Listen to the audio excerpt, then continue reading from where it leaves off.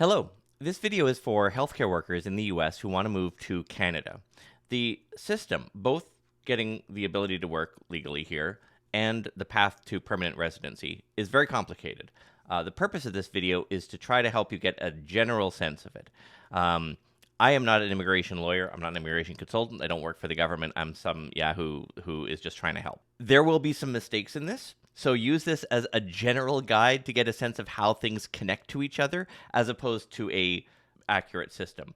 I would also say, if you are Canadian or not, and you notice some egregious errors in this, like I'm not talking about tiny little things, but like things that would significantly impact someone's ability to understand or use this, please tell me in the comments. And then everyone else who is watching, watch the description field below this video, like the description part of this video. That is where I will issue corrections, or I'll put corrections. All right, and then at the end of this, you are going to see a video, an interview that a U.S. doctor who moved to Canada 4.5 years ago, he interviewed our Minister of Health here in BC. And so that will be the end of the video.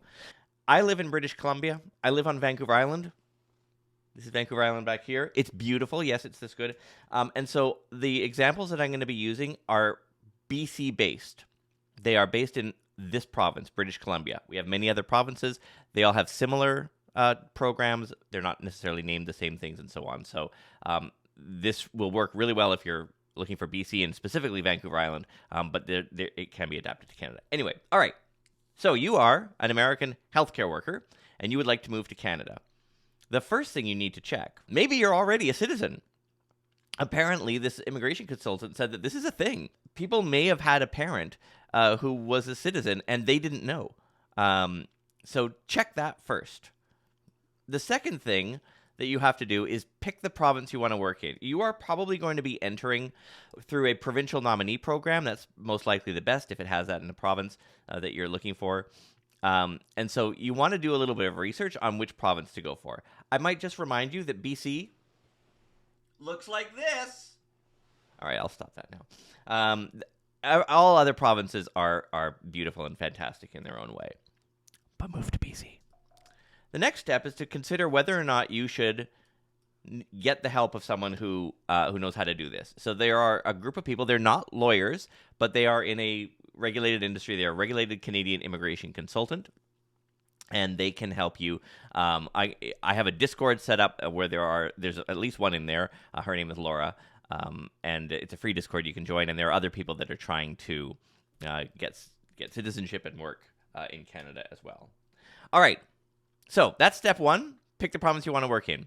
Step two is if you are regulated, right? You are a nurse or you're a doctor or so forth. You need to get your license recognized by the regulatory body in the province you want to work in. So BC College of Physicians, BC College of Nurses, and so on. This used to be quite a bit of a longer process than it is now. These folks, because we need this so urgently, have got this down to a very short period of time. So this should not take that long. They have their own process for doing this. In a lot of cases, you may not even have to pull your own paperwork from your, I think you would call them a state board, because they have access to it electronically. But step two is to go to the provincial body that because remember, step one was you pick. The second thing you need to be doing at about the same time, in fact, you might even want to do this first, is to go through what is essentially a concierge program. So here in BC, we have a website called bchealthcareers.ca, and they are kind of a low-key concierge to help you through this process. I describe them more as a Holiday Inn concierge than a Four Seasons concierge. They're very important to guide you through. Now, they're not going to like get a job for you. They're not going to. That's what I mean by kind of low key. But they will help you understand how the process works. They are guides, ambassadors, essentially. They work for the provincial government, and they are motivated. They are incentivized to get you here. So they will do that. They're not financially incentivized, So that's what I would do, is bchealthcareers.ca. Step 3, get a job. Yes, you do this before you get a work permit. You do this before you get the path to permanent residency. You need to get a job offer. Again, the BC healthcareers.ca can help you. They will give you a list of what jobs are open. You just tell them like what your practice area is, what part of the province you might want to go to. If you don't know what part of the province, talk to them. They're human beings. They're not robots. Say, I kind of like camping, and I like nature and outdoors, and I like a slow pace of life. And they're going to say, you need to go to Vancouver Island. And they're right about that. So get a job offer is step 3. Step 4 is to get the support of the health authority of the region that you are going to be working in. Again, this is language that BC uses, but similar steps happen across the country. So British Columbia is separated into a number of different health authorities. Fraser Health is on the mainland. Island Health is here on the island. There's Interior Health, which is in the interior of the province, and so on. Again, the folks at bchealthcareers.ca will be able to help you with that. Now you have a decision to make at step 4. You've gotten to the job part. You've got the job. Your employer will help you get a work permit and so on. So legally, you're good. We are now entering the path to permanent residency. So the provincial nominee program, or go it alone. Get yourself the work permit, which the employer will get you a letter to say that you're worth having one. And enter the Express Entry program. There are 3 branches of Express Entry. You will fit into one in particular, most likely. But forget that side. Go to the provincial nominee program. The immigration program is handled federally by the federal government. Every province is given a certain number of people that they can nominate. And they can say, these are the people that we really need in our province. Healthcare is the priority right now. The provincial nominee program is pretty much just accelerating healthcare people. So I'll just read this really quickly. Again, most provinces have this. The provincial nomination gives you extra points in Express Entry and almost guarantees an invitation to apply for permanent residency. Each province lists priority occupations based on local labor needs. The heat pump guy is here. Hang on a second. Okay, I'm back. So we'll come back to the provincial nominee program in a moment because it basically takes you to the end. But suffice to say, if you look at the whole spreadsheet or the whole thing here, look at that green line. It bypasses all of this stuff that we're going to talk about. That's why provincial nominee program is really good. So if you decide not to go into the provincial nominee program or you don't qualify or whatever, then there's Express Entry. Express Entry is a program of the federal government that has 3 programs. There is the Canadian Experience class. This is actually the one they picked from first, as I understand it. And this is for people who have already worked in Canada at least a year. There is the Federal Skilled Worker Program, which is what you would enter. And then there's the Federal Skilled Trades Program for carpenters, electricians, plumbers, and that kind of thing.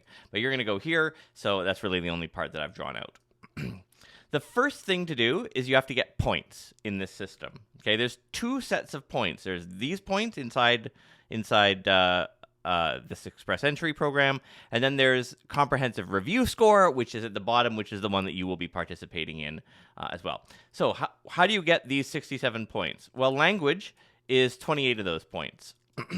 And you go to there are like 5 different organizations that will test your language skills. They're not federal. They're not government. They're like outsourced providers. It costs a couple $100. It takes anywhere from like 20 days to 20 weeks, depending on the provider, to get there. And then it'll give you a score. CLB level is the score.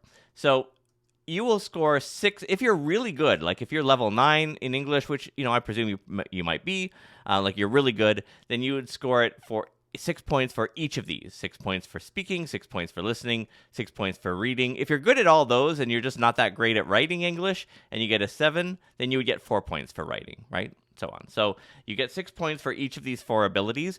If you have a second language, like if you have English as your first language and French as your second language, then you will also test that. And as long as you get a CLB score of 5 or higher, then you get 4 points, 4 bonus points, and that's fairly low. That's not a lot of skill required for that. Your education is worth up to 25 points. It's 5 points if you have high school. It's 25 points if you have a doctorate degree, and then they're all in the mid, right? So 2-year college is 10-year, 4-year university, is 10 points. 4-year university is 15 points. Undergrad, pre-med is 20 points. It's something like that. I don't know the exact things, but you can see that high school and doctorate are the bottom and top, and the point values are 5 and 25. If you are from within Canada, if you got your education in Canada, you just send them your credentials. You just send them your transcripts, your grades, your degrees, I guess. And you only have to submit your highest earned degree. So if you have a master's in public health, that's what you submit. You don't have to submit your master's in public health and your bachelor of science in your high school that you did really well in. You just submit your highest degree. If your education came from outside of Canada, then you have to go to one of these groups, which is an education credential assessment group, very similar to how the language had organizations that did this. Similarly, there are organizations that will assess your educational credentials. Here are 5 of them. I believe there are 6. I think the 6th one is in Quebec, so I didn't put it on here. You can see for yourself. It's a couple $100. The IQAS will do it in 25 days, which is great. And what they are trying to do for you is they are trying to equate your education with the equivalent education in Canada. So if as long as your training did... Now, I will say that this almost is fine for the U.S., right? This is intended for countries that may not have a similar kind of system or may not spend as much time training in their education system as Canada does. So this will not be a burden for you, essentially. Then there's work experience. This is not work experience in Canada. This is just your overall work experience in the field that you want to work in, which if you're healthcare, I assume that you want to continue doing healthcare. You will not get any points if you are a doctor and you want to come here and be a baker. You will not get any points for that. You must do roughly the same job.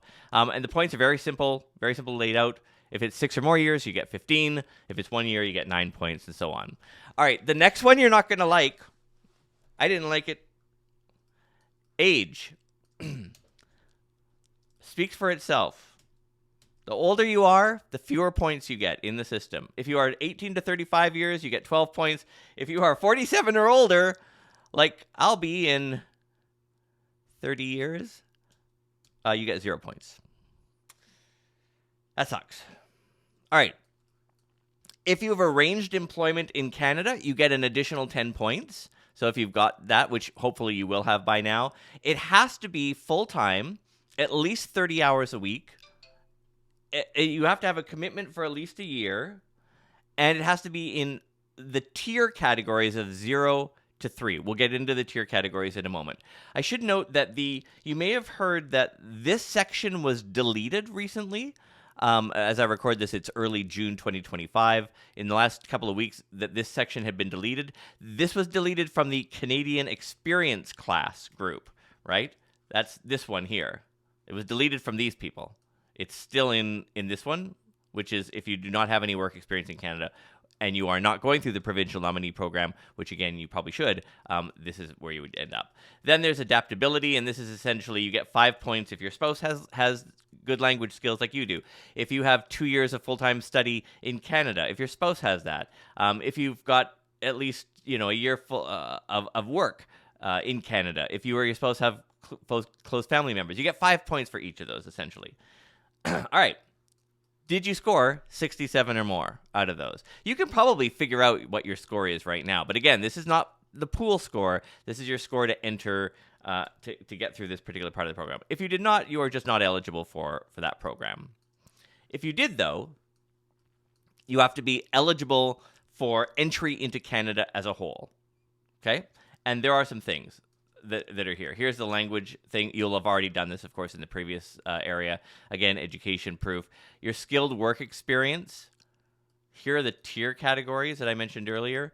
Tier 0 are management occupations. Tier 1 are probably where you're going to be, which is requiring a university degree. Tier 4, which is where things are not usually accepted, are high school diploma jobs.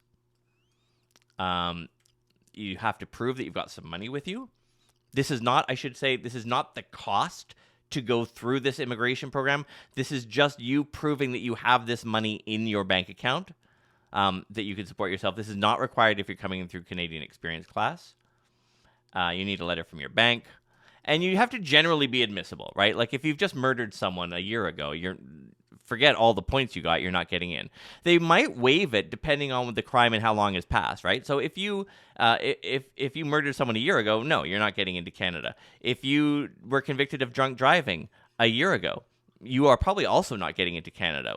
Canadian government takes drunk driving incredibly seriously. But if you were convicted of a shoplifting felony when you were 18 and you are 46 now, and you have not had any blemishes on your criminal record after that, they might give you a pass. So there's some flexibility here, as long as you're not egregious. And all of this depends on whether of you living outside of Quebec, because as you will discover, Quebec has its own sort of world, and they have their own program with its own processing time and so on. So this is just essentially for those. All right, so assuming now that you have your 67 points, and you are admissible to Canada as a whole, you are about to qualify for the pool. And to do that, this is the pool of people from which the government draws to invite to apply for permanent residency. You are going to create a profile on their website, and you are going to get a comprehensive ranking system score. Forget the 67 points. This is a new system of scoring. You can actually go onto the federal government website right now and get a pretty good estimate of what your score is going to be. Just be aware that the first question it asks is going to be about your language skills. So if you're confident in your language skills, give them the highest number, or maybe one under, just to be safe. So you go through the comprehensive ranking system. It's very similar to kind of like all the stuff we saw before, and you will end up with a number between 300 and 800, something like that. It's kind of like credit scores in a way. And then with your number, you and everyone else enters the pool. The pool is where all of the you people are. So, and the pool also, I might add, I didn't draw lines about it, but these people here that are coming from the Canadian experience class people, those people also go into the pool, right? Well, they actually do. You can see this because they go through the eligibility part first. So you have your points. Let's imagine that your comprehensive ranking system points are, I don't know, let's say that you got 500 points out of it. The way the pool works is about every 2 weeks or so, the Minister of Immigration will send a directive to the people that manage the pool, his immigration staff that manage it. And the minister will say, what I want for this draw is nurses that have a score of 650 or higher. Now, remember, your score was 500. Okay, let's just pretend your score was 500. So you would not qualify if you came through express entry. However, if you remember back here at the start of this, I mentioned that this provincial nominee program, at least in BC, and I'm pretty sure it works this way everywhere, will bypass all of the stuff we talked about and drop you into the pool, as long as the province accepts you, right? That's how it works. But when it drops you into the pool, it drops you in with 600 bonus points. So imagine that you have 500 points here. Can I change this? Yeah, 500 points here. You get your 600 bonus points. You are now at 1,100 points. You are top of the list because of that. If for some reason you do not get drawn from the pool, so after draw, right? Some of these draws may be different. Some of these draws may say, we just want tradespeople, score 500 or higher. They might say, we just want any kind of worker, but they have to be a score of 850 or higher. And you can actually go onto the government website and see what every single draw was, what jobs they were looking for, and how many points were required. You can see that for all of the draws on the federal government website. But if you see provincial program, you're getting 600 points. That's why I said that it's almost guaranteed because of those bonus points. If you are pulled from the pool, if you don't get drawn from the pool after a year for some reason, you are out of the pool, which is rough. If you are selected from the pool, and I might just take a moment to add, if you are a healthcare worker and you are coming to Canada to work here, especially if you're from the US, you will be drawn from the pool. Okay? quote me on this, but you will be drawn from the pool. But you still want to get a good score. If you are selected, then they will send you an invitation to apply for permanent residency. You gather your documents. You have to wait 60 days. You have up to 60 days to complete it, and then you wait. I believe the cost is $1,500. That's Canadian money, so that's probably $1,200 freedom dollars for you. And then if it's the Canadian Experience class, it's about a 6-month wait. I don't know what it is for Express Entry. And that, as I understand it, is the process. It's convoluted. And again, I'm sure that I've made some small mistakes here along the way. But my goal for this was not to give you a perfect clinical version of this, but rather just how all the pieces connect. And I hope it did help you. If you are looking, don't forget to go to nanaimoinfusion.ca, which we have more resources on. And if you want to pick BC, which of course you do, you really want to start your program here at bchealthcareers.ca. Okay, now, can I click this to get me? Yes. So there's a doctor named Dr. Rob Beck. He is an internist. He's from Tennessee. He and his family moved here to Vancouver Island in British Columbia, Canada, 4.5 years ago. He has a podcast called Interesting MD. You can find it on YouTube under Interesting MD. It's on all the podcast channels and so forth. It's really good. It's a great podcast. And he did an interview quite recently with the Minister of Health. And he's given me permission to put it at the end of this video so you don't have to go around finding it. So this is a doctor's perspective of it all. So I'm going to start to play that now. That's it for me. I hope you enjoyed the video, and I hope this video was helpful. And please come join us here in Canada. Now, the reason that I did want to have you on and am really appreciative of you coming here is because of this new policy that you guys announced and this new policy that you were pushing. Would you mind just kind of telling us about the policy about U.S. physician recruitment? Absolutely. British Columbia, like jurisdictions around North America, and in fact, I would say, pretty much around the world, are experiencing a shortage of healthcare workers, be it physicians, nurses, but many other kinds of healthcare workers as well. And, it shows in the wait lists that people are on and the time that it takes to access a family physician and in many cases, even to have a family physician. That's really tough on people. And we are taking every step that we can to increase and strengthen the healthcare workforce here in BC. So we've opened, or we will be opening, I should say, in 2026, a brand new medical school, for example, here in BC. But that takes time to train new doctors, right. And with more nursing seats, it takes time to train new nurses. We also know British Columbia is a fantastic place to live. We have seen record amounts of immigration to our province in past years. And now what we're doing is taking a really targeted approach to recruiting US-based physicians, nurses, and other healthcare workers and extending the invitation to say, hey, come to British Columbia. This is a wonderful place to work. We have a single payer, universal public healthcare system. We have incredible communities where people live. There are many different opportunities for people to practice medicine or their healthcare profession. And so we're taking a very targeted and specific approach to inviting physicians and others from particularly the West Coast of the US. And we know that one of the challenges people face when they want to change jurisdictions is being licensed. And so we've been working with our British Columbia College of Physicians and Surgeons to reduce those administrative barriers and make it simpler and make it faster for physicians to be able to practice here in British Columbia. Absolutely amazing. And I think that anything that you can do to streamline that process is great. And sorry, I'm an American. I also am a Canadian now, but I still say process instead of process. So sorry, you'll have to be bilingual here with me.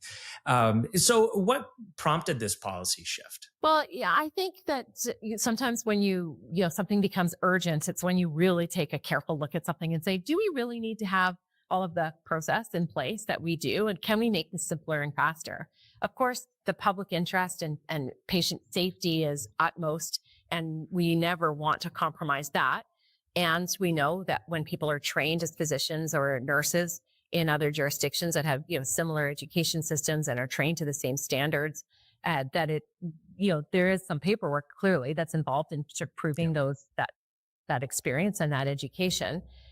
But it didn't have to be as onerous as it is. And that's why working with the college to enable US trained doctors, and particularly those who hold certification with the American Board of Medical Specialties, make it really easy for them to become fully licensed here in BC without the need for further assessment and examination, taking more exams or training or, that kind of proof piece, that we could make this simpler and faster for doctors and nurses and others. And that's exactly what we're doing. That is fantastic. Given everything that I and my wife had to go through, this will be, it's a huge relief. It's great to hear. And I think that this is going to be great. So what kind of physicians are you recruiting? Well, anybody is welcome, I have to say. Particularly though, of course, family physicians. We see gaps in our primary care system and particularly in rural and more remote communities, and love to talk a little bit more of that. But all specialties are welcome. And there are certain specialties I think that are ones that are more likely that who can find work here in British Columbia. And again, that's a really important part of it, which is finding the right fit. And so part of this work is not just, sign up to healthcareers.ca, which is the portal that we use, which will connect a physician, an interested physician, with our health match program and get you in touch with a person who will be able to explain the process and work with each person on an individual basis. But then also, exploring the opportunities that are available here in British Columbia and finding the right match. I've had the opportunity to talk with a lot of different communities, with physician organizations here in British Columbia, the divisions of family practice, as we call them, for family physicians, but also speaking with, consultant specialists at British Columbia, for example. And everybody says the same thing, which it's very important to find the right match. So you have a person who is willing to bring their family here to British Columbia. You want to make sure that the job is the right job, but also that the community is the right community. It's the right facility, the right place for you to be. Wonderful. And I just heard the Coho. So obviously you're downtown. I heard the Coho ferry horn leaving. Yep. So Yep. For the listeners and watchers at home, that is the Coho Ferry, which connects our two countries between the states. And you can come up from Port Angeles to Victoria by the Coho Ferry. And I'm sitting in my office at the legislature. And so, right time of day, you get to hear the horn. It's beautiful. All right. So how many physicians are you hoping to recruit? How many positions are available? Do you have a number? We know that there are a lot of physicians who are at or nearing retirement age here in British Columbia. So honestly, we are just hoping to recruit as many as we can. And as I mentioned before, particularly in some of our more rural and remote communities, but urban communities as well, there are opportunities, I think, for a fit for just about anybody. And since we announced that we were going to launch this recruitment campaign, we've already had over 1,100 inquiries through the Health Careers portal, which is just phenomenal. We haven't even put an ad out yet at this point, and we're speaking here in early May. People will see those ads coming down to the States in May, and we're already getting all of these inquiries. The response is phenomenal. That's pretty amazing. And it seems like there is a lot of interest for sure. And it's really great because this new policy is going to make it much easier and make it a much less onerous process, which is hopefully going to bring a lot of results here. Will there be any restrictions to the licenses? We're still working out these final details with our college. They're actually going through a process right now of amending their bylaws, because they are the ones that need to do this in order to streamline the licensure pathways. So those details will become available very soon, but we don't envision any US certified physicians are going to face any particular or special limitations to their practice. And again, the whole point here is to make this simpler and faster for US certified and trained doctors to be able to come and practice here in BC. Are you able to outline the process for physicians so they hear you, they say, okay, now I believe it. I know what a single payer healthcare system is like now after last week. Now I am interested. I want to sign up. I want to start looking. So, and get in, and I want to do it. I want to pull the trigger. So how do they do that? Are you able to explain the process? Yes. And it is quite simple. Right now, you go to the website, the portal, which is bchealthcareers.ca. Through there, you can register for an upcoming Team BC webinar, and we'll be hosting those in May. You'll get a lot of great information about our health system there. learn specifically about those job opportunities, and we can connect interested physicians with a navigator at Health Match BC. So this is a person specifically who will be able to speak to each physician who's interested and talk a lot more about the process and answer a whole range of different questions for physicians. Okay, so bchealthcareers.ca. You got it. And that is where you start. Okay. That is where you start. All right. So once they become licensed, they start working here. Has there been any thought about continuing medical education and the need to maintain certification? I know that most of the doctors here won't be able to, most of the US doctors who move up here won't be able to sit for the Royal College exam, at least at this time. And so they wouldn't be certified under the Royal College of Physicians and Surgeons, but they would be under the BC College of Physicians and Surgeons. How would that maintenance of certification, how would that work? Great question. So maintaining certification down in the US will be a requirement after registering with the College of Physicians and Surgeons here in BC. But, similar to all the practicing physicians in BC, a US trained and certified physician will need to follow the continuing medical education requirements that are set out on the college's website. So, be just like anybody else who is certified here in BC. And of course, as everybody knows, these are requirements that help physicians stay up to date with their practice and continue that really high quality care that's delivered to patients. We have taken some additional actions that will help US trained physicians too by establishing what we call an associate physician role that allows internationally trained physicians who don't have a direct pathway to licensure here in BC to practice under the supervision of a fully licensed physician here. And we've had over 90 international medical graduates become licensed this way.